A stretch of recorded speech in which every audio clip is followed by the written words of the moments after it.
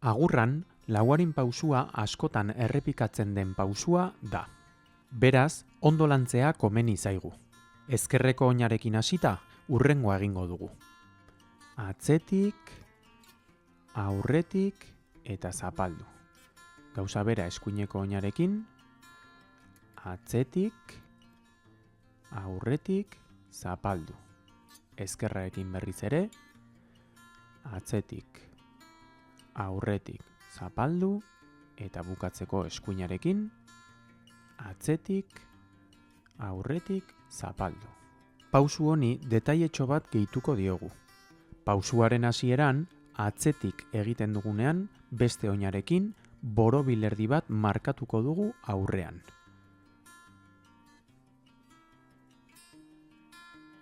Beste aldera gauza bera egingo genuke. Atzetik, aurretik, zapaldu. Beste aldera, atzetik, aurretik, zapaldu. Eta azkena, atzetik, aurretik, itxi. Beraz, hasiera luze batekin hasiko gara, eta azkenengo pausuak laburtuko ditugu. Prest? Atzetik, aurretik, zapaldu. Atzetik, aurretik, zapaldu.